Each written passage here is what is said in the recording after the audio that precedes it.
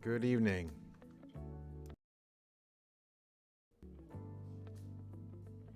Welcome to tonight's driver's ed class. We'll wait for people to sign in. So we are officially halfway through. Tonight's the big midterm exam.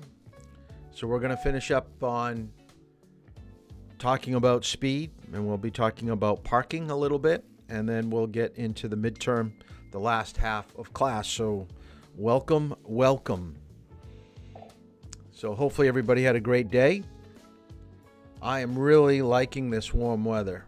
Nothing better to open up the sunroof in the driver's ed car to get a little bit of air going while you're driving. I had to fool around with this a little bit, so I'm going to see if I can prop this up just a little bit. Hopefully you can still hear me. I had to, I've got a desk that goes up and down, and I had to put it down this morning for a Zoom call that I was on, and trying to rearrange my office here a little bit. It's taken me a little bit of time, so we're almost to a good amount of people to get going. You're going to have plenty of time to do the midterm, so don't rush through it. It will be multiple choice. If you have any questions, you can always text me. So do it on a laptop, preferably. If you want to do the midterm on your phone, you can do that too. So we're going to do it like we did last night. I'm going to put the link in the comment section. If you don't get it, then I will have to text it to you. Or you can go to the remote Facebook page. I just made a link to that midterm exam on the Facebook page. So there's going to be multiple ways that you can get to it. So with that being said, let's kind of get right into what we're going to talk about tonight with speed. So we're going to jump right into what we left off on.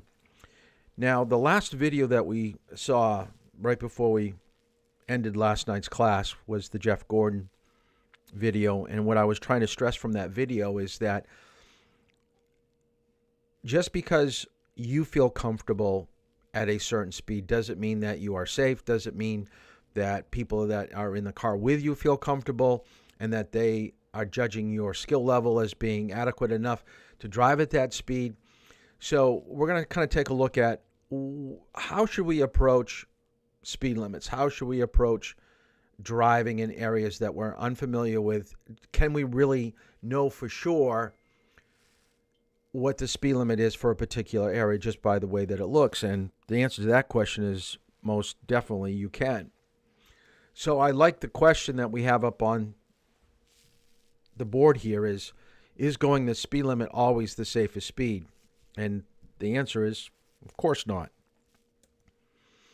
And there's the Jeff Gordon video that I showed you. So the question is when you're dealing with speed, who's really in control? We think the driver is, but we also have to understand that the vehicle has a big role in playing with how fast your car is capable of going, the engine size that you have, the tires that you have, the brakes that you have, the road conditions, the weather conditions. So speed is really relative to a lot of things. It's more than just what you think that you're capable of doing. So I want you to write this down in your notes. How should you approach driving as it pertains to speed? You should always have complete control of your vehicle. So when I say explain here, what we need to do is think about all situations, all weather conditions, all road conditions, physical conditions, whether you're under the influence of maybe a prescribed drug, whether you're fatigued, whether you've been driving for 3 or 4 hours, maybe going on a highway, if the speed limit's 65, going 75 is not, well, everybody else is going 75, but maybe your mind's not up to looking at people's brake lights and being able to react to that. So going slower is going to be much safer. Finding a lane where someone is actually going the speed limit And that's the other debate that we have when it comes to speed, especially on a highway. But everybody else is doing it. Why can't I do it? Well, when you have 3 or 4 traffic lanes, there should be a lane that's pretty darn close to what the speed limit is. Yeah, but I don't want to be in the right lane. I want to be in the second lane. I want to be in the middle. I want to be in the third lane or the fourth lane. But then you're going to have to keep up with traffic. Yeah, that's right. So I'm going to have to go 75. That's probably not going to be the best. Then you got to think about what would happen if you had a blowout. What would happen if a deer came out in front of you? What would you do if something came off the back end of another vehicle? Would you be able to react to it? We basically covered this already. So in bold type, and this is what I want you to write down, the safest speed is the average speed which other traffic is moving in one of the slower lanes. Don't pick the average speed of the fast lane. Do the average speed of the slow lane, because they're going to be going the speed limit. But vehicles, the traffic engineers have taken a look at vehicles driving in that particular area over a period of time. So they basically set up with the way the width of the road is, the banking of the pavement, how many stop signs and traffic lights are on a particular road. And that's how they calculate what would probably be the safest given speed to allow people to get to where they're going at a relatively good rate of speed. All right. And what we have, and I'm going to get to this probably in a couple slides. I don't have it right up close to where I can pop right on it right now. But you do need to know that New Hampshire and every other state has a average speed of what traffic is going to be traveling in a particular zoned area, like in a business, in a school, in a rural area, on a highway. Now, there's going to be minor fluctuations, but you're basically going to be in the ballpark with all of them. Now, here it's basically kind of alluding back to the comment that I made earlier tonight about when you think about how fast you can go, what's the speed limit that you should be going, you've got to get into the mindset of what your car is capable. So here I've got brakes, suspension, tires. So that plays a big part. Plays a big part of, you've probably been in somebody's vehicle that's kind of older, maybe not well maintained, and they're going the speed limit and you feel it shaking. You hear these noises. That doesn't give me a good sense that I'm in a safe vehicle or that I'm going to be able to handle speeds faster than, 60, 65. And by the way, speed limits are up to 70 in portions of New Hampshire now, going up towards Plymouth. So it's higher than 65. So there are roads that we're saying, you know what? It is too slow. We're going to have to move the speed limit up a little bit. And then down below, we've got your mental and physical condition, dealing with aches and pains, sprains, fatigue, emotional state, and we talked about drugs and alcohol. Now, the middle bullet, I have to reiterate because we are a nation of laws. So when we talk about speed limits, they want us to stress, remember, that limits are a maximum speed you may travel under ideal conditions. So when it says 65, in reality, the way it's in the law book, everybody has to go 65. Okay? I still believe you should go, that you could go the speed limit. If it says 65, you should be able to do it. There's going to be some minor fluctuations because of hills, things like that. But to beat 10, 15 over the speed limit, I don't see where there's a good reason why you have to go that fast. It's more that you feel there's a need to do that. Visibility and traffic conditions should always come into play when it comes to going the speed limit. Now, if we know that people have a hard time going the speed limit and the state has set up speed limit laws, well, who's going to basically tell us when we do something wrong? That's the job of the police. And really, they try to be very tricky about it. They really try to Make it where they're not obvious. So they're going to be tucked away off to the side of the road, maybe partly hidden, which they're legally able to do. A lot of people says that's entrapment, that they shouldn't do that. Oh, of course they should. That's their job. They want to make sure that the people are going what they're supposed to be going. And the other thing I always told my kids is that you're never going to get in trouble for doing the right thing. You only get in trouble when you do the wrong thing. So if they want to hide in the bushes, just over a hill, that's what they're going to do. Because most people, when they see a police officer, your first reaction is to go slower. And a lot of times they don't want to pull people over. They just want to be a presence on the roadway. So when you see them, they know I'm here, so watch. They're going to slow down. Now, there are multiple ways in New Hampshire that they monitor your speed. So I want you to write this down. The most obvious is radar and laser. Okay? But when they get to an aircraft, that's when most people go, what? An aircraft? I'm being monitored, but my speed by someone that's hovering above the roadway? Absolutely. Absolutely. Now, they only do it on major roadways, so they do it on the Spalding Turnpike. They do it on 95, 101.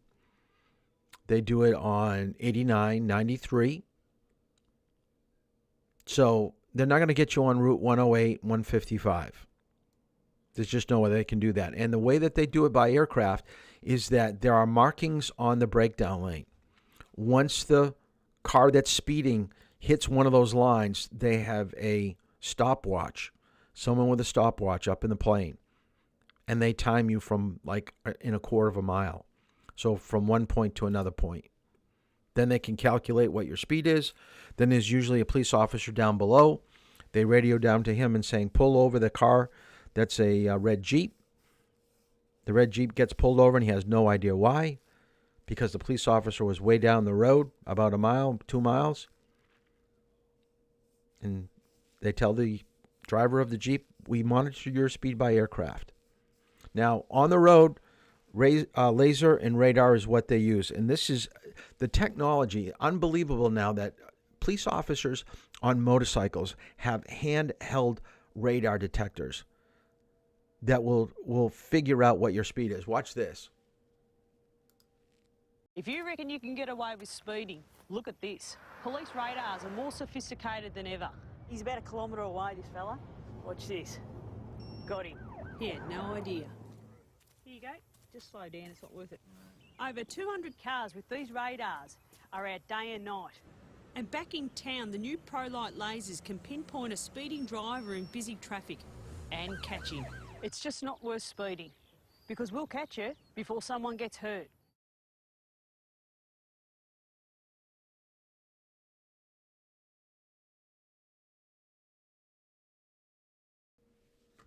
Wasn't that kind of cool? Okay, that they could actually tell how fast you're going. Now, the other way that they're doing this, and this is really more in your metropolitan areas, I want you to write this down. It's called photo enforcement. Photo enforcement is where they're putting up cameras. Remember the video that I showed you with the people running red lights? Well, those cameras can also tell how fast you're going. So they're going to send you your ticket in the mail. So you're never going to have a face-to-face with a police officer. Your face-to-face is going to be with the judge. So they send you the ticket in the mail, and then you're going to have to show up. And if you're from out of state, what's the chance if you're out of state that you're going to go to a court date? So they know out-of-state people are going to probably just pay it. But it's called photo enforcement. Now, usually there are going to be some signs saying, this is a 45-mile-an-hour speed area. Watch your speed. And then just beyond where they have the sign, maybe up a quarter of a mile, then there's going to be a person in the van, and he's going to be monitoring the camera that's taking pictures. And remember, they're going to cycle through. The camera's going to take pictures of everybody that goes through.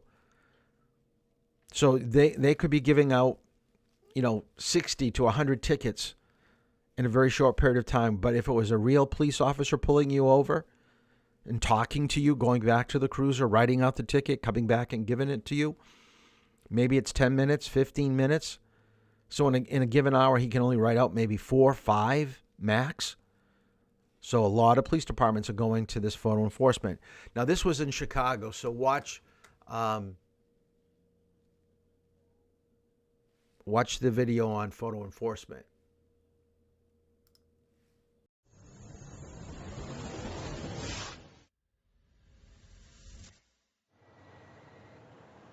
We've had this van for 2.5 years. They recently, at the beginning of August, just installed better cameras in the front and the rear.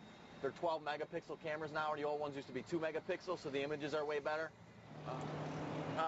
There's a lot of criteria that have to be met with the van. The speed limit signs have to say 45 miles an hour, and it's a $375 minimum fine. There have to be the speed photo enforcement signage out here as well that says that there's a photo van out here that's enforcing the speed. And then there has to be construction workers in the area. As you can see, the van is fully marked Illinois State Police photo enforcement van. There's no hiding about it. It's totally marked, okay? On the top there, it's a warning radar up on top. It's not the speed that's the enforcement speed, it's the warning speed. So if they don't see that sign, then they get hit with the other radar, which is the actual enforcement radar.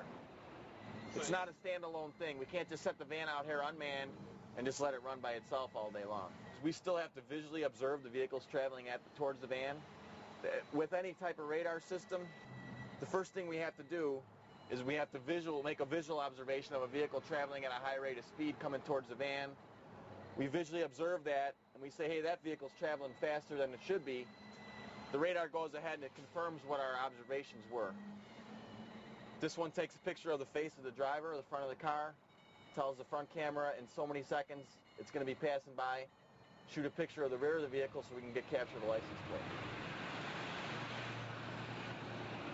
We actually do a photo review. So what we do is when the company will send us back the images of the vehicles when we were out deploying, they'll actually send us the images back. And what we do is set 2 computers up.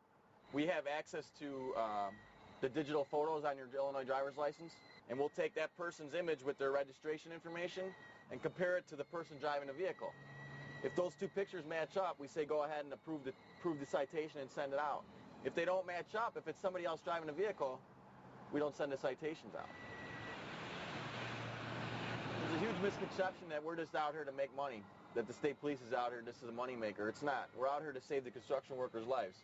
45 is 45. I mean, it's black and white. There's no ifs, ands, or buts about it. And if you don't want to receive a citation, then stay to the right and do 45, you know. So this is the new technology, and as you can see, if you're not the one driving the car, they don't issue the citation, but they can throw out, you know, a dozen, because most of the time, if the car's registered to you, you're the one driving it. But this is the world that we're living in now. I know a lot of people think it's Big Brother, but like you said at the end, if you're not doing anything wrong, you have nothing to worry about. Go the speed limit, especially near a work zone. A work zone, and I just was on a conference today with the DMV, and they were talking about speed limits by work zone should always be 10 miles slower than what's posted. Now, they also said if construction work or a flag person is holding up a sign indicating even a slower speed, then you should go that slower speed. And the fine schedule, and I don't think I can pull up, I don't know if I can find it or not. I'll see if I can do it during this next video. If I took some snapshots of the presentation today, so I'll see if I can find it and pull it out. But work zones, let's take a look at what you should be doing at work zones. They can become a common sight across Missouri when the weather is warm. Construction zones. These men and women are out working right along the highway, trying to give you a safer and smoother ride. And we want to remind you to be alert. Trooper Green with the Highway Patrol. That's why we decided to join a state trooper. Speed limit in this construction area is 60.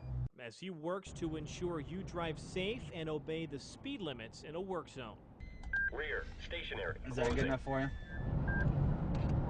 The reason I'm stopping you is going a little fast this morning. Do you have your driver's license and your insurance with you? Oftentimes there's a lot of construction projects going on around the roadways in different parts of the city and the county, and they don't realize that these individuals are out here basically risking their lives trying to improve the roadways. The Missouri Department of Transportation and the Highway Patrol work together to cut down on the number of accidents involved in a work zone. So I need you to pay a little bit more attention, okay? There's a lot of guys doing road construction up through here, and that's why we're out here, is trying to prevent one of these accidents from one of these individuals getting run over, and obviously you can understand why, all right? That's why every year MoDOT sets aside a week in the month of April for Work Zone Awareness Week. For our workers, this is their office. This is where they work every day, and so people need to be aware of that. They're trying to get a job done. You know, if you were going 60 and had to stop for some reason or slow down for something ahead, you're able to do so. Come along at 80 miles an hour, you don't stop in time, and unfortunately you end up striking an individual out here working, doing his job. So remember, if you're out driving this construction season, be on the lookout for those orange cones, obey the speed limit, and stay alert out there. You could be saving somebody's life. All right, have a good day. Or maybe even your own. So we have the same type of thing here in New Hampshire, making sure every construction site usually has some type of a off-duty police officer there in case they need to pull people over. So go slower because they're out there. And I know, and you're probably familiar because maybe you have a family member or a friend that has a radar detector. We know the technology that is out there trying to hide us when we go faster. That's the only reason why you have a radar detector, is that you want to be able to speed and get away with it. You know that your radar detector is going to be making noises, making a loud noise, the light's going to be going off.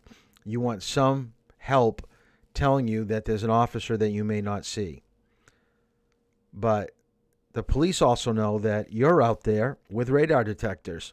So they're not foolish enough to keep their radar detector on to alert you that they're hiding. So what do? They wait until you're in plain sight, and they can basically just tell visually that you're probably going faster than you should, because we know what a car looks like when they're going too fast. So what he'll do, and they're called a radar gun, is he will hold that gun up and he will turn it on. Now, within a second that he turns that on, it's getting a reading. And inside your car with the radar detector, the lights are flashing, the noise is going, and you're bringing your speed down. And on the radar gun, he can tell you're bringing the speed down. So he already knows that you see him. You've already indicated, hey, I know you're there. Now it's up to the police officer. Does he want to pull you over and make an example of you? Or is he just happy that you dropped your speed down and now he's going to let you go? You don't know. But I will tell you this, and I've had a lot of friends that have been police officers and state troopers, is that once you start getting speeding tickets or moving violations, they very rarely cut you a break because they see it's habit forming. So when you already have 2 speeding tickets and you've only had your license for a year, don't expect the third time you get stopped you're getting a warning. You're going to continue to get tickets. So if you do get stopped, I would almost guarantee the first time you get stopped, they're not going to give you a ticket. They're going to give you a warning. And they're going to hope that warning is going to take hold of your attitude and behavior and make you want to go the speed limit.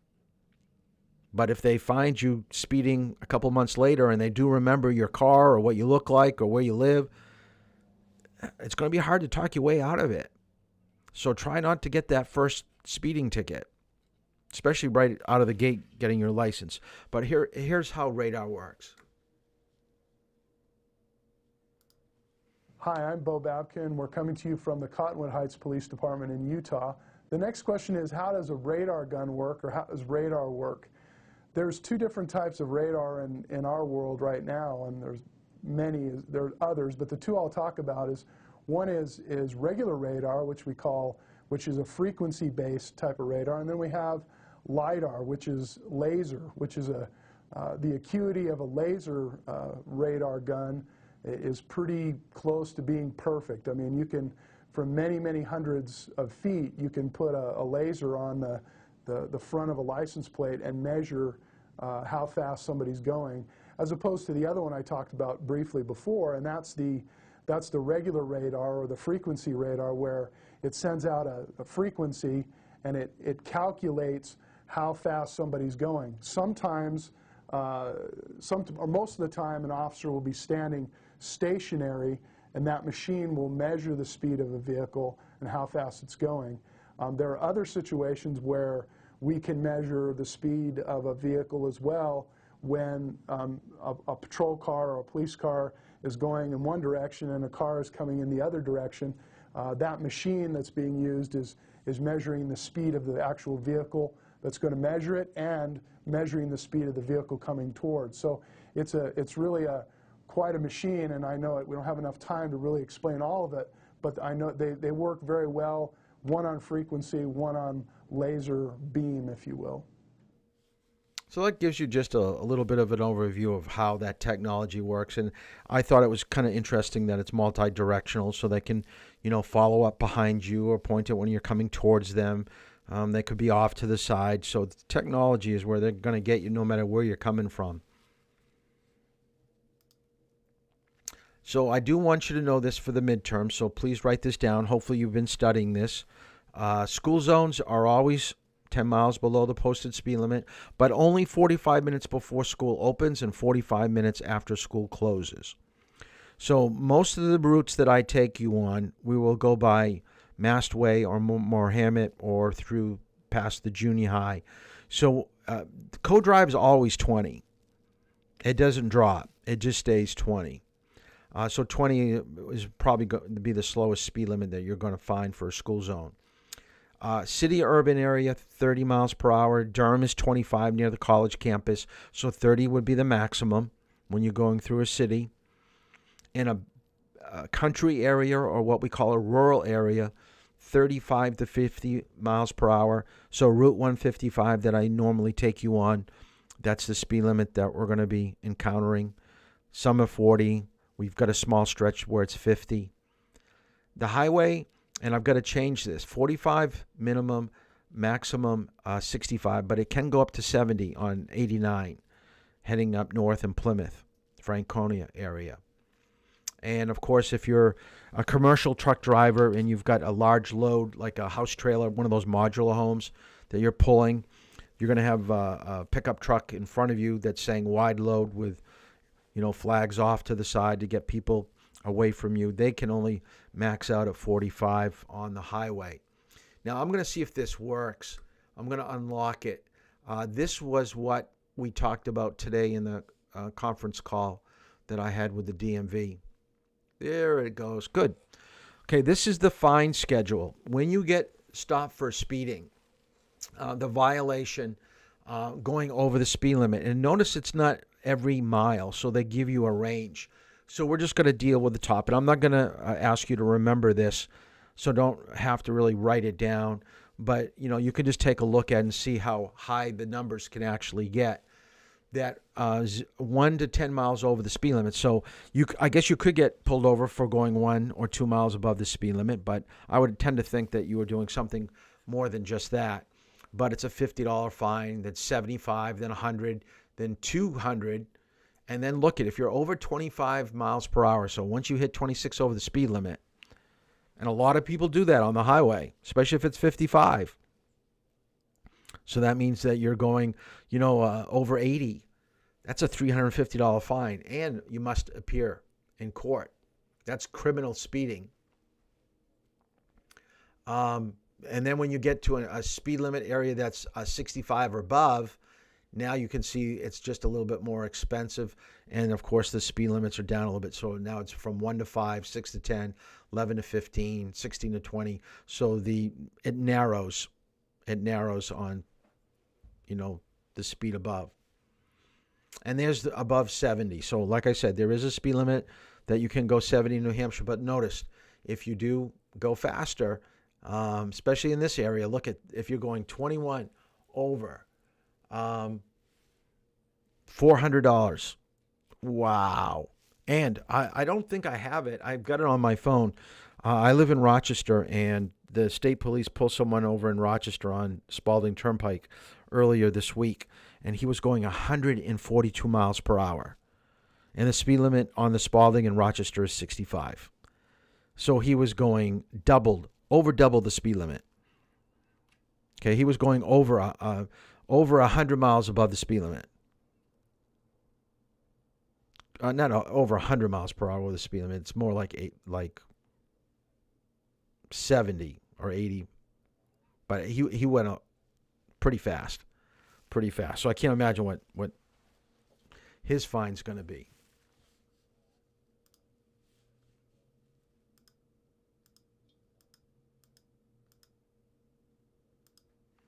I do want to mention about going too slow. It's really important. I don't have many drivers in a given year that has this problem, but I try not to take you into areas that you're not capable of doing. But I do want to stress, especially for some of you that still don't have much driving experience, you do have to realize you do have to keep up with the speed of traffic. And just like I said, you shouldn't go 5 over the speed limit. You really shouldn't go 5 below either, because then you're going to be holding up traffic. People are going to want to, pass you in areas that they shouldn't. They're going to tailgate you. So it is a ticketable offense. We were just talking about going over the speed limit and what the fine schedule is. I don't have the list, but I'm sure there's a fine schedule. You could get a ticket for going too slow. Can you imagine going home and telling your parents that you got a speeding ticket? Because when we hear the word speeding, we think excess. But can you imagine that if you get a speeding ticket for going too slow? Geez, Mom, I got a speeding ticket. I was going 35 and a 55, and I got a $50 fine. That'd be something. Okay. I think they'd probably give you a warning. They probably would question why you're going so slow. They'd think that alcohol, drugs, or something, some type of impairment is causing this problem. But going too slow is not what you want to be doing out on the road. So find a road that you can maintain decent speed. I just want to take a brief moment. I'm not going to show some of those slides, so that's why I went right through it, because I got to get into parking. We're going to get back on track today to get everything done. So I want you to write this down. I think it's utterly nonsense for people to think that they're going to drive an entire lifetime and never get pulled over. I've been pulled over personally when I was younger. I've been pulled over with students. My kids have been pulled over. My wife's been pulled over. People get pulled over by the police all the time. Okay, so I want you to know certain things should take place to help you get out of this situation of being pulled over. Because not every time you get pulled over, you're going to get a ticket. So please write this down. When a police officer pulls you over, he has noticed that there's something either wrong with your vehicle, like maybe you have a headlight out, so it could be something mechanical, or you've done something, some type of moving violation. You went too fast, you rolled through a stop sign, you didn't use your signal, you tailgating somebody. We have all these laws that you should be following, and if you're not following the law, it's the officer's duty to pull you over, and he has a choice of one of three things. So write this down. The first thing he can do is to give you a verbal warning. Tell you should not be doing that. Don't roll through a stop sign. Come to a complete stop. Check traffic. Don't rush. Take your time, but don't roll through. If I see you do it again, I'm going to give you a real ticket. So you just got a verbal warning. The second thing, like if you're going too fast, he could actually give you a written warning. That's worse than a verbal. A written warning actually goes into the computer system. They know that they've pulled you over. So if you get stopped again within a short period of time, it's going to come up, and they're going to probably not give you another written warning. It's going to be a real ticket. So it's a verbal warning, a written warning, and then a real ticket. Now, even though he gives you a real ticket, does that mean that you're going to have to pay the fine? You can have your day in court. You can basically go and fight it and say the officer shouldn't have pulled me over. And the judge will hear the officer's side of the story, and then he's going to listen and hear your side of the story. But you do have a chance to express yourself and make a case. So if you want to take time away from school or from a job, go for it. Now, if it's a real bad thing like drunk driving, you may even want to hire an attorney. But if you do that, you've got to realize you're going to be paying a lot of money. And there's no guarantee they're going to get you off. So some offenses, you may want to get some legal representation. But for the most part, anytime you get stopped, it's up to you to figure out what you're going to do with that ticket. So what should you do? First thing, pull well off the road. There's nothing that a police officer hates more than to walk to a car that puts him and you in danger. Could you drive up a half mile up the road to a parking lot? Absolutely. You don't have to pull over the minute you see the blue lights on. Just keep driving for a little bit until you find a safe place. And you'll notice every time a police officer pulls you over, he'll always stick his vehicle a little bit further out in the road than what you're stopped. That way his vehicle acts as a shield when he's talking to you, when he's next to you. They do that on purpose. So don't freak out by it. That's why you want to pull well off the road so he doesn't have to put his cruiser out in the road that far. Stay calm. Keep your hands visible on the steering wheel. Do not move around inside a vehicle. If you stop moving around, do not be surprised if you see the officer reach for his gun. He'll put his hand right on his gun because he doesn't know what you're doing. He doesn't know who you are. Remember, this is the way that they've been trained. And we know that there have been situations where police have been shot at. People have gotten out of the vehicle and have shot police officers, stabbed police officers, taken their vehicle and tried to run over them. So anything that you do that he sees as a threat, he's going to probably go for the gun. So don't do that. Just keep your hands on the steering wheel. Wait till he approaches you. When he gets to you, he's going to tap on the window and tell you to roll down the window a little bit. And just do it a little bit. Don't do it a lot. And he's going to ask you to get your license and registration. Everybody should know where the registration is in the glove compartment, and you should have your license in your wallet or in your purse. If you don't have your license or you can't find the registration, he may give you a ticket for that. Okay, those are the things that you're supposed to have in your car, know where they are, and to give to him. Now, once he starts talking to you, my philosophy is to be honest. If you really know why he pulled you over, yep, I ran through the stop sign.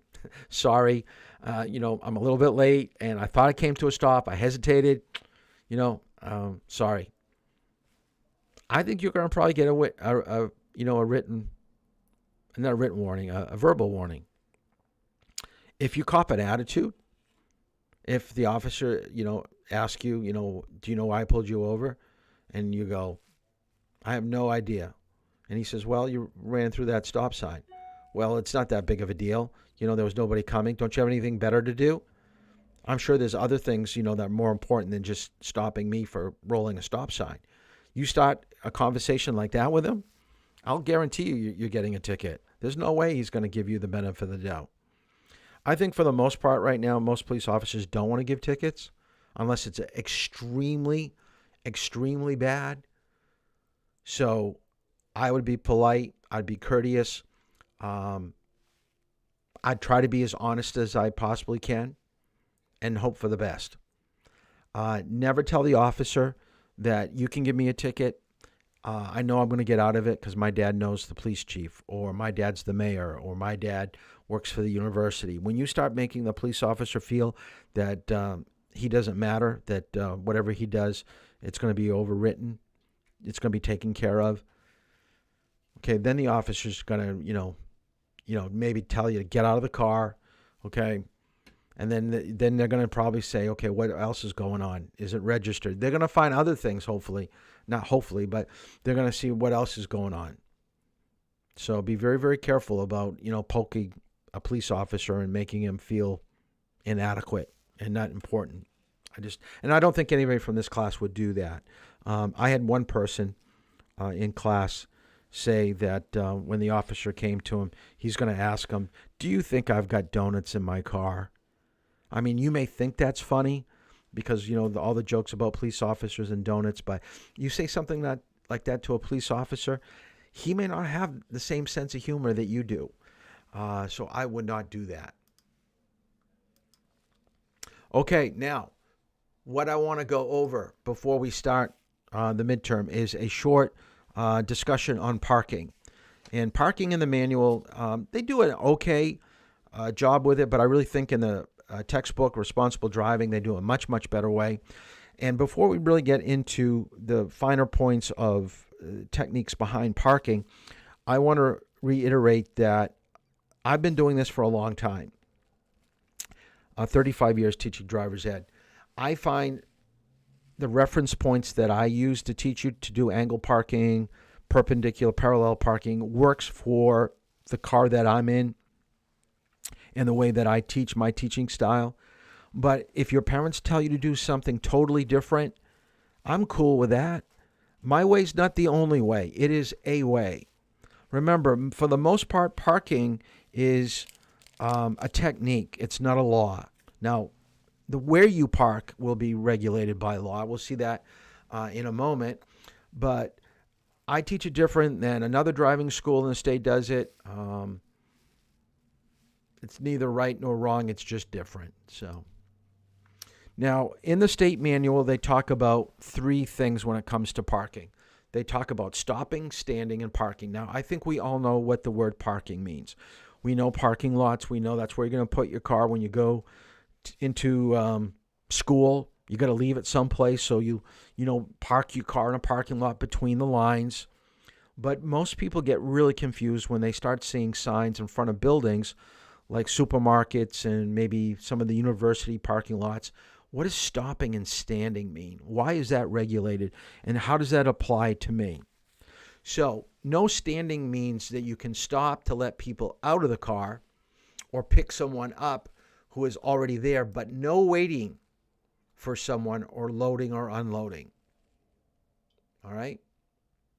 Remember, it's for people only. Okay, no standing means you can stop to let people out of the car or pick someone up who is already there, but not for waiting to unload or load. Remember, it's people only. No stopping is the most restrictive. And you can't stop at the curb for any reason at all. Okay? So no stopping is the most restrictive. So we want to keep our roadways and highways open. We don't want to block the entrances to schools and hospitals and now even airports. Okay, standing is what we do at airports, is to let people out of the car or pick someone up from the airport that's already there. But you're not really waiting there for a long period of time. So I think Logan has gone to no stopping. They make you go to a parking garage. But maybe it's changed since they're starting to loosen some of the COVID stuff.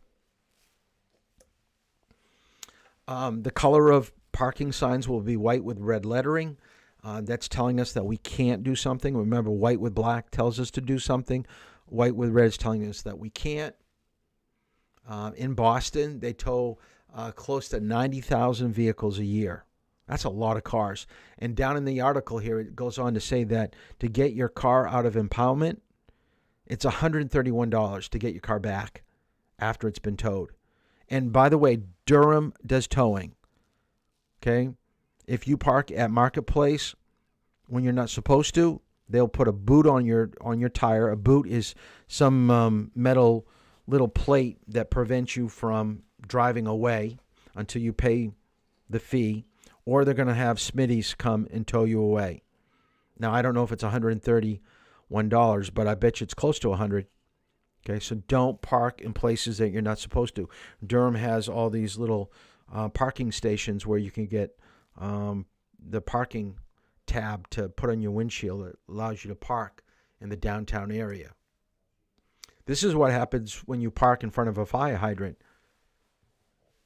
And they enjoy doing this too. They really enjoy putting the hose right through your car. And by the way, the fire department that does this, they do not have to pay for damages. Because you're parked illegally, they had to get access to the fire hydrant. They can poke it right out. And you can see everybody's quite surprised at what has just happened right here. And a lot of people will ask me, Mr. Toll, how close can I park to another vehicle? Well, as long as you don't hit them. Now, these two people know each other, and they did this on purpose. But I will tell you right now, these cars are not touching one another. This is actually a video, but I'm not going to show it. I actually don't have it on my computer. It's on my laptop. But these cars are literally about an inch and a half apart from each other. Now, of course, you can't get out of the door, so you're going to have to go on the opposite side of the vehicle to get in to move it. But they wanted to get the most space available this is actually a parking garage, I believe, in the city. So what are some of the key points about parking? So I want you to write some of these down, okay? Move as far away from traffic as you possibly can. So when you park, and I've got it in parentheses here, you should be about a foot away. Anything more than a foot away from the curb when you park, when you open the driver's side door, when you do open it up, it could swing out too far into oncoming traffic and cause a problem. Try to avoid traffic if you're in the car. If you're in the back seat, swing, slide over and leave on the right side. Of course, the driver has to open up his door, but only after he's checked in his side mirror over his shoulder and he knows that it's okay to get out. And by the way, we're going to talk about bicycles. In the town of Durham, someone opened up the driver's side door when a bike was coming. The bike hit the side of the door. He went over the top of the door, hit his head on the pavement, and he died from that crash, that bicycle crash. So there was a bicyclist that passed away because of someone carelessly opening up their door downtown. So always check mirrors over your shoulder before you open your door or pull away. So make sure the vehicle can't move when you leave it, so that puts it in park, or use your parking brake. And as I said, always check traffic before you leave. Parking by the side of the road. You must be off the paved or main travel portion of the road, or it will be towed away.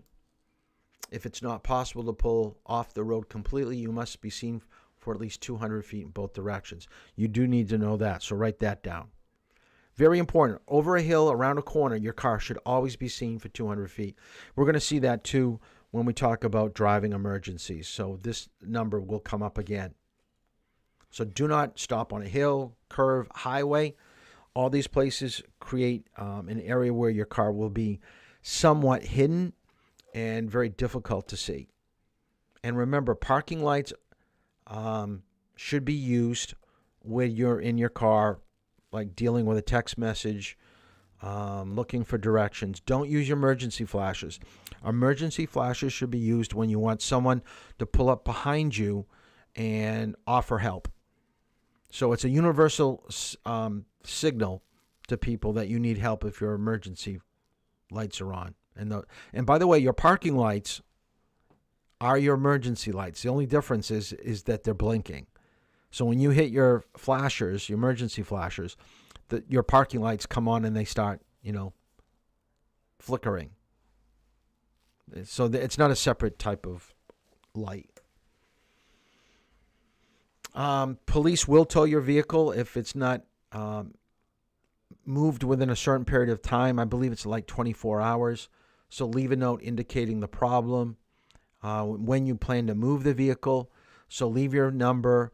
I would always call the police and let them know. I don't even know if this number is in the new manual. This was a PowerPoint that I did with the old manual and brought it over for tonight.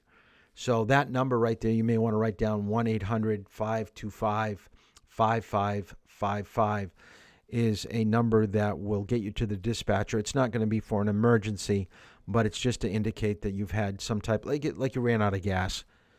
It's going to probably be 2 hours before I get to it, but at least your car will still be there. Where is parking not allowed? Alongside another parked vehicle. So double parking. You can't do that. But double parking is allowed for delivery people like Frito-Lay, UPS, FedEx, Amazon. So they can pull up right next to a parked car in the road. I mean, right in your lane, partially, and park. Because there's no place for them to make deliveries. But they have to do it as quickly as possible. So don't be surprised when you come out and get in your car. You're not going to be able to move away for a while until they've made that delivery. Most of these are common sense situations that where parking is not allowed. On a sidewalk, in an intersection, on a crosswalk, on a bridge. So all these things, if it was multiple choice, you should be able to come up with. Any highway tunnel blocks traffic, is a hazard to others on the road, on any street where there's not enough clearance for other vehicles to pass, in front of a driveway. So all these are like common sense, what I consider common sense. Now for the hard ones. Now for the ones that you're just going to have to plain out try to remember. Now, 15 feet of a fire hydrant, and I don't know if I've mentioned this to this class, but anytime there's a question with the state dealing with anything to deal with fire hydrant, fire trucks, if it's fire related, the number they're looking for will have a 5 in it, whether it be usually at the beginning or the end in this case. Okay?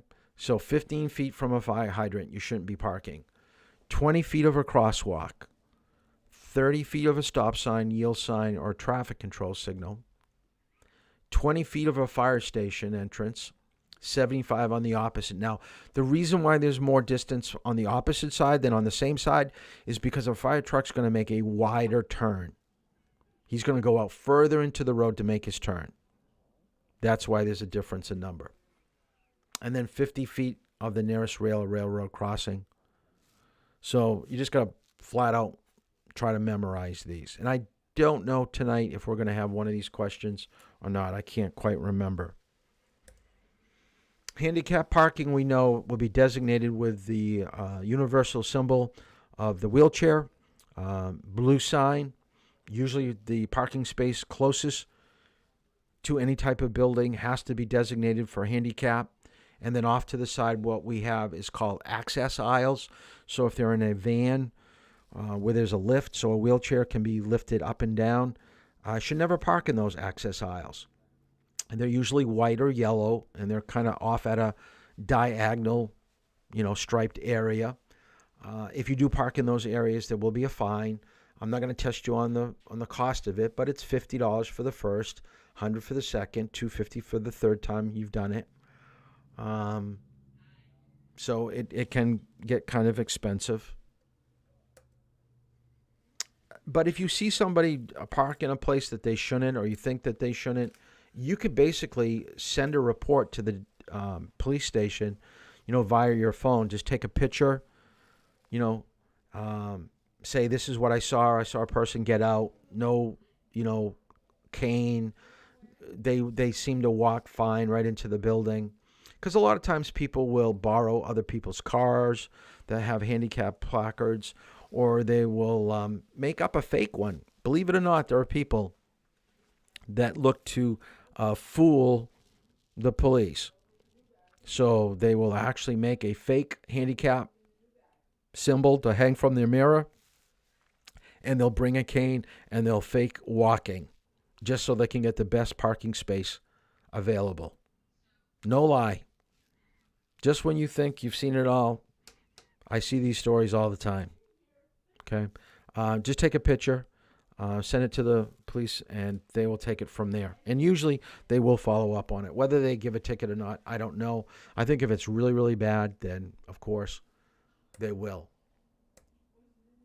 Let's talk about backing. So we're going to hit up. So I want you to write down, these are skills that may be required for you to pass your driving test. So when you go out driving with me, after your first time out, getting used to me giving directions and get used to the car, I normally take you to an area where we work on backing. Then from backing, we do angle parking. Then we do lane changes. Then we do perpendicular parking. Then we do parallel parking. Then we do backing into perpendicular parking. And then we do the highway. So all these different aspects of driving need to be covered in a driver's ed program to make sure that when you go for your driver's test, no matter what they ask you to do, you have already done it with an instructor. Now, for the most part, I'm quite pleased with the way this class is driving. I mean, I don't see any real major problems right now with parking. I think some of you got to remember your signals. I think some of you got to try to remember what straight looks like or how close you get. but you're all getting into your parking spots. Your door clearance is fairly good. I mean, backing out may need a little bit being brushed up on with some of you, like where you're checking, where you're ending up in the road. But for the most part, you're doing a good job. So we're going to take it from backing right through the last type of driving skill that they could ask you to do. So remember that all of these things that I've got listed here, we will be covering in class, or in the car, I should say, if we haven't already done it. If we've already been driving for 5 or 6 hours, a lot of this is review. A lot of this is going to go, oh yeah, I remember doing this. So just kind of make a couple, notations of things that you want to remember to help you when you go for your driving test. So the first one with backing is always remember to put your car in a position so when you get back into it, maybe later in the day, that you're going to back out onto the road successfully.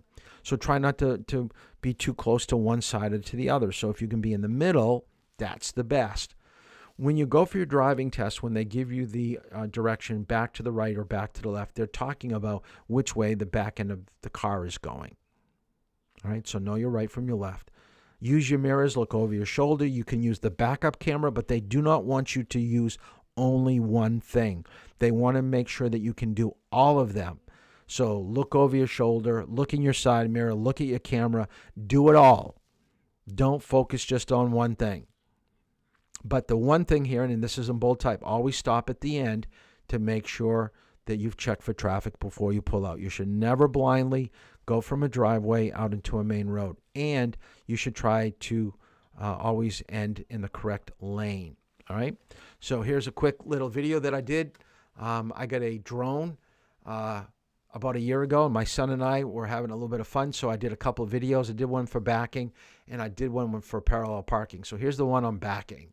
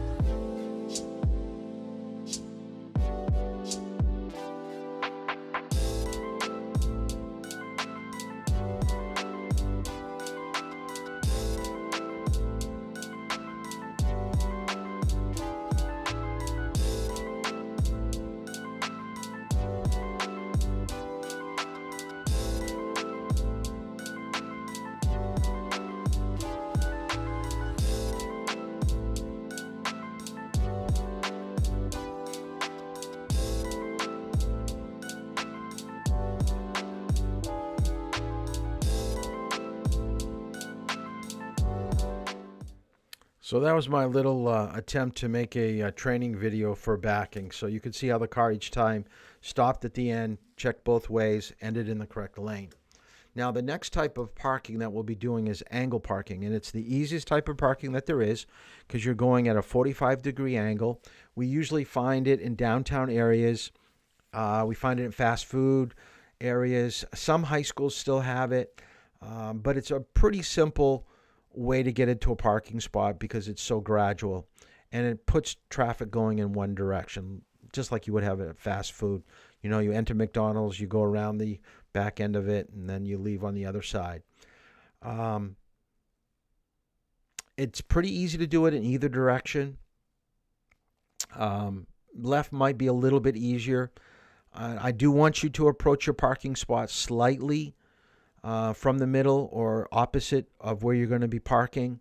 And you want to line up your side mirror, depending on which side you're going to be parking on, is try to line up that side mirror with the first line of the parking spot.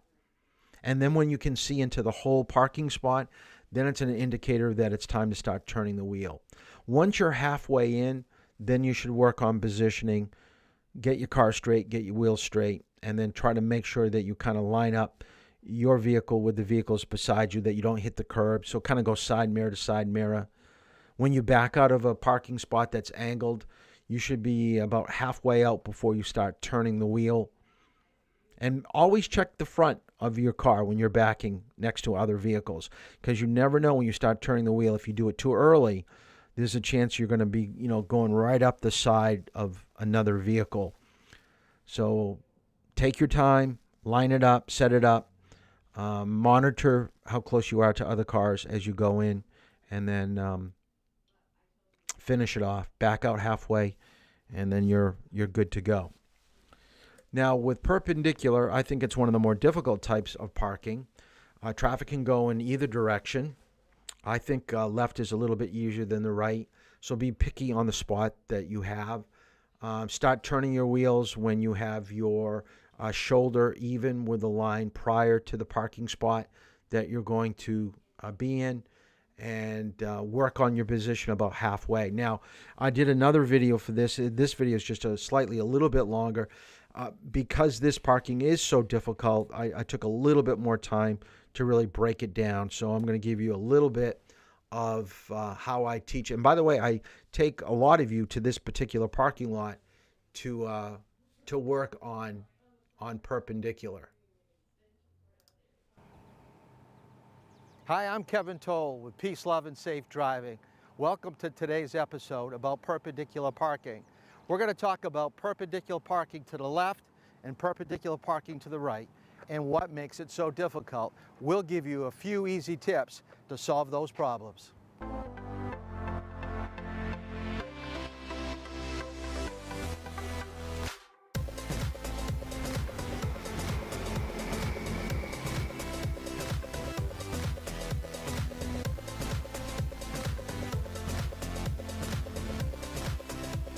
One of the problems with perpendicular parking, it's the approach. Most people don't understand, or they forget, that it's two-way traffic. So you should always be in the correct lane as you approach. If you try to cheat to go into a parking spot early, you're bound to cut off your lines and your angles. When parking to the left, you should be as far as you possibly can at the end of the painted lines of the parking spots that are next to you. You should look out your side window and line up your side. You should line up your shoulder with one of the parking lines. If you take a look out the window from the driver's seat, your shoulder will be lined up with a parking line prior to the parking spot that you're going to be taking. The front bumper is now even with the first line of the parking spot you'll be parking in. Put on your signal, lightly let go of the brake, and gradually turn the wheel to the left. You still should be able to see the left parking light underneath your side mirror as you start to approach into your parking spot.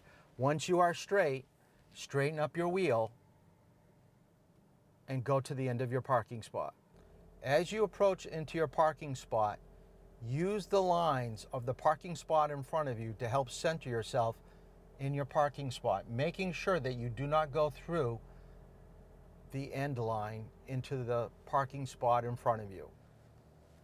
Here's a car that is going in the middle of the traveling lane, starting to turn the wheel before the front bumper gets to the first line. So you're coming at an angle. You're probably cutting off a little bit of the left line and you're turning extremely sharp to get into your parking spot. Now you're in your parking spot, you're parallel to your lines, but if there were parked cars, you would have a problem. We're approaching the same parking spot, but we're going beyond the shoulder line, beyond the bumper with the first line. Now we're going to go far over into the right side of a parking spot, backing into the left spot, and now you're in your parking spot.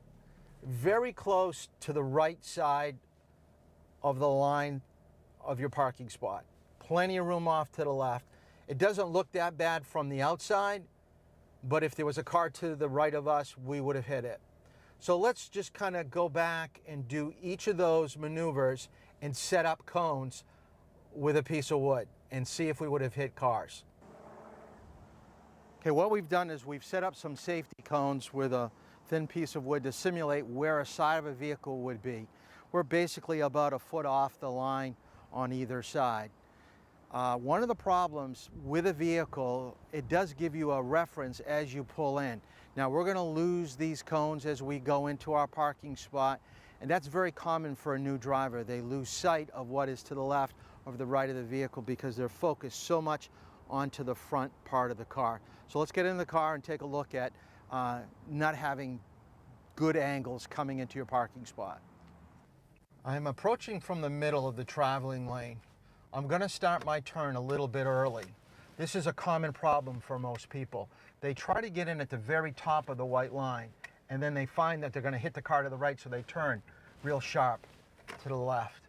Now you notice that we didn't hit the cones, but we are on the line to the left of our parking spot.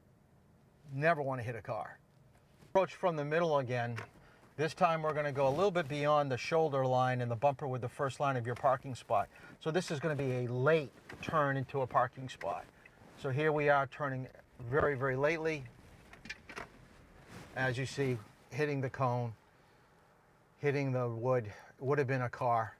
If you have a new driver, you don't have a safety brake where you could stop the car. You've just had your first crash.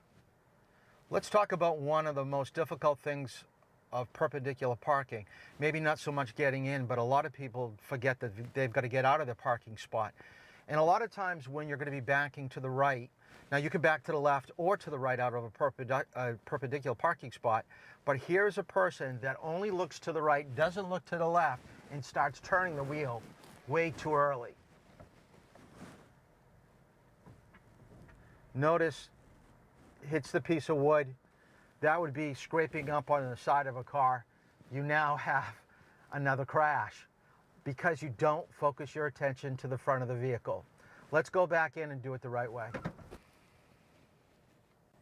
Okay, let's talk about how to get out of a parking spot correctly and safely. You have a choice. You can back to the left or you could back to the right out of a perpendicular parking spot, so it doesn't matter which way that you go. I prefer always backing to the left because it's going to be a wider turn. It's not going to be quite as sharp as the one to the right. But the most important thing to remember about backing out of a perpendicular parking spot is to have your rear view mirror and your side view mirrors adjusted, because even though you're focusing your attention to the right or to the left, what could be coming down the traveling lane, you got to remember there are parked cars behind you in a busy parking lot. And if they're backing out at the same time that you're backing out, and they're not looking at you and you're not looking at them, you are now on a crash course and you're going to hit each other. So my recommendation for backing out of any parking spot is to go out left, right check, go out 6 inches, stop, look again, go out a little bit further, check, check. When you see that no one's coming and you're halfway out would bring your body to the end of the painted parking lines on either side. No one's backing out of a parking spot. No traffic is coming down in either direction. You now can perform your maneuver to the left. So we're going to turn sharp to the left, and that is going to bring us way over onto the left side of the parking lot. Then we can straighten up. You may not be able to get fully straight, but at least you're not going to be hitting a car backing out of a parking spot. Let's take a look at what it would. So parking to the right is basically the same that we've just set it up with parking to the left, but you're going to kind of swing out in order to get your reference points, getting your shoulder lined up with the line and then turning in.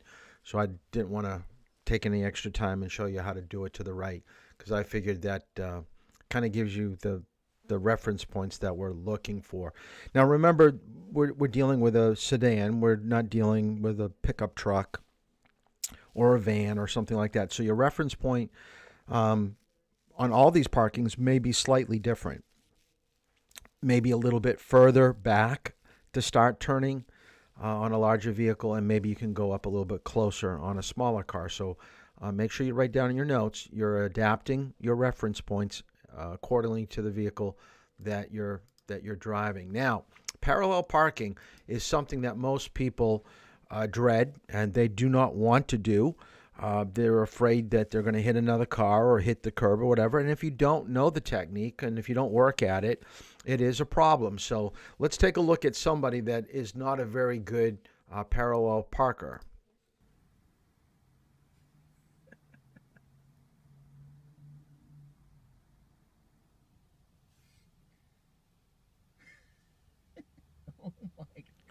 So they're actually going to go and hit. They're going to keep going until they just bump it. And as a driver, I always like to know if there are people in the vehicle that I'm parking next to. They're just laughing. They're just thinking this is the funniest thing. And notice she doesn't know what to do now. She can't go back any further. She's telling traffic to go. Did you feel that? Yeah. Now, this is where I really think that she really, truly makes the biggest mistake.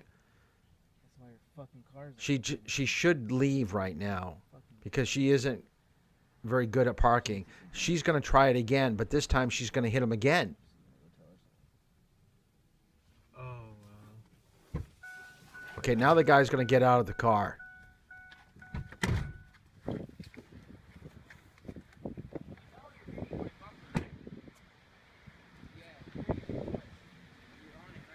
Now, that's not a lot of damage, but you should never. Why would you continue on if you don't know? And the nice thing now with backup cameras, this should never, ever happen. So let's talk a little bit about parallel parking. All right, let's talk about the steps. There are definitely different ways to do it, but the way I explain it is try to stop before the spot that you're going to be parking into because you want to make traffic behind you stop. Then you're going to pull up side by side, about 1.5 feet, 2 feet away from the car that's in front of your parking spot and go mirror to mirror. At that point, you want to tip your side mirror down because you're going to use your right side mirror to guide you into your parking spot. Now, the way that I teach parallel parking is in 3 steps. All the way to the right, then you go back straight, and then you turn all the way to the left. Okay? So you're basically going to be using that side mirror with those 3 steps to get you in.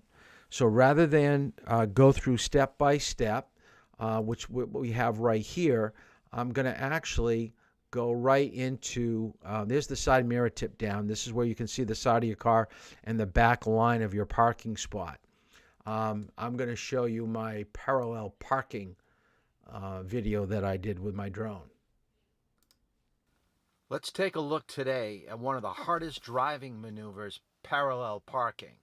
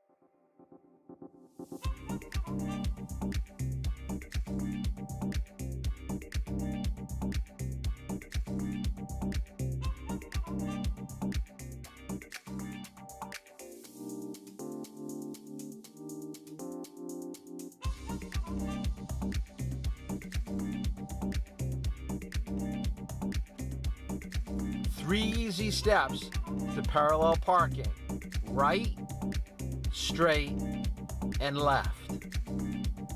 What's so hard about parallel parking? With a little bit of practice, anybody can do it. So that's my little training video on parallel parking. It really is pretty simple. I really like teaching parallel parking. I like doing it. Just taking your time is probably the one thing that people don't do, and where they really mess up and they get their angle a little bit too wide. But, you know, if you just go slow and know your angles, you know, use your cameras, use your mirrors, you're good to go. It's not that difficult. Let's kind of go to backing into parking spots or perpendicular parking spots. I think I went a little bit too far right here. Okay. So a perpendicular parking spot, you can drive into it or you can back into it. Now, if weather is bad, I would probably always back into a parking spot. If I know everybody's getting out of like school and going to get into their vehicle and drive away, I would probably have backed into my parking spot at the high school rather than driving into it. So this is what you need to do to get into a perpendicular parking spot in reverse. You need to approach the empty spot about 5 feet from the end of the painted lines. You go past the spot that you want by 3 parking spots. So you're going up 3 white parking lines. You're tipping your side mirror down, you're turning your signal on to the right, and then you're looking out your side window and you're right lined up with that 3rd line. Once that 3rd line is lined up, you're going to go back about 10 inches to a foot, and then you're going to turn your wheel all the way to the right. Once you've turned the wheel all the way to the right, you're going to use your side mirror and guide your car into your parking spot using the line to the right of your parking spot as an indicator whether you've got decent spacing. Now, once you're about halfway into your spot, you're going to stop, straighten your wheel, and then continue on into the rest of the parking spot. Whoop, it didn't move ahead. That's it. The last little slide didn't do it. So yeah, you're going to straighten up your wheel and then finish off your parking by moving in the rest of the way. So this is the last type of parking that we'll be doing when you're out driving with me. So it's usually before the highway lesson or right after the highway lesson. But I think this is probably harder than parallel. I haven't had a chance to do a training video on this type of parking or angle, but I hope to do that soon, you know, when I get some free time. Like I said, the state manual doesn't really go into great detail about parking. I would get more information from the driver's manual, the responsible driving. And if you ever want to refer back to the points that I gave you, if you ever want to text me and say that you forgot what I use for reference points, I'll always text you back and let you know how I described it to you when you were driving with me, because I do want you to be successful when you go for your driver's test. So that is it for parking. So that brings us right up to the time, a little bit, about 45 minutes we got for the midterm. So that's going to be enough. So let me do this first. So let me see if this works. It does. There is the link that I put down below in the comments. You can also find the link on the remote Facebook page. The only thing that you do not have, and I'm going to do this right now, you do not have your password. So let me type this in and put it on the board, and I'll leave it here for a moment. Okay, there's your password for tonight. With all this nice weather, I figured that'd be a decent password for this week. We are definitely in a little bit of a heat wave. Tomorrow is going to be the warmest temperatures. So please go online to this link and do your midterm. Take your time. Try to do it on your own without any notes or with the textbook, open at it all. And to be honest with you, it's just a score. I'm more concerned about the final.